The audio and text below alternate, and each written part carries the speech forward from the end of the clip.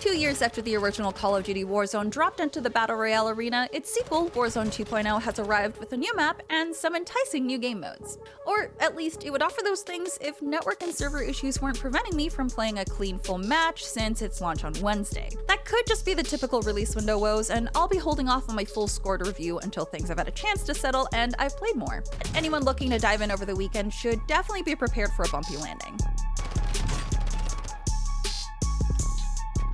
Warzone 2.0 is still a battle royale at its center, bringing back a lot of the first game's mechanics and base features while introducing a few tweaks of its own, like having 2 or 3 smaller circles that eventually converge into one. It's not familiar though, as the brand new Al-Mazrah map nicely incorporates some of the multiplayer stages from Modern Warfare 2, and the new DMZ mode that takes place on it provides a welcome change of pace from Warzone's usual last-person standing structure. But while these additions are intriguing to me, I've only been able to play a handful of matches on PC where the performance was what I would describe as almost decent. And even then, I'd face a lot of microstutters and latency issues that kept Warzone 2.0 from feeling smooth. Some people are reportedly having fewer problems than others, but my game would randomly spike to 999 millisecond latency and glue my feet to the ground for a minute, so I was unable to move, sometimes making survival during fights near impossible. Somewhat surprisingly, DMZ was the only game mode I could play consistently without having disconnection issues, but even that had latency spikes during matches.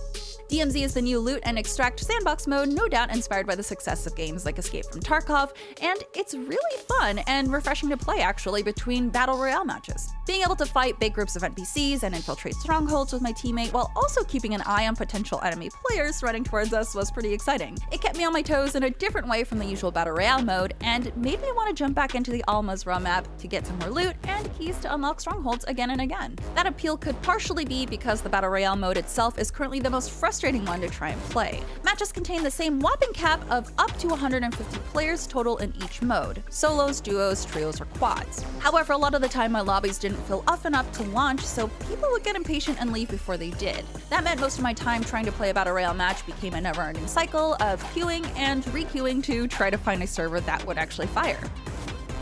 When I could enter a match, I was at least able to get a feel for how the mode plays. It's largely a lot of the same from the original, but that was already a really fun battle royale with solid looting and shooting mechanics that only improved over time. One interesting new addition here is that you can actually recruit enemy players to your team in a squad-based lobby if you end up losing a teammate at any point. This is a clever way to give weakened teams or solo stragglers a fighting chance and keep more people invested in a match for longer. It's also just fun to make friends in a battle royale, which is a bit unexpected in such a cutthroat format. The Unhinged Trios mode even lets you invite up to 6 people to be on your team mid-match, living up to its unhinged descriptor and the chaos that it creates. I'm still early in my time with it, but so far Warzone 2.0 seems like a fun evolution of its predecessor whenever I'm able to get into a decently stable server and actually play something close to a full match.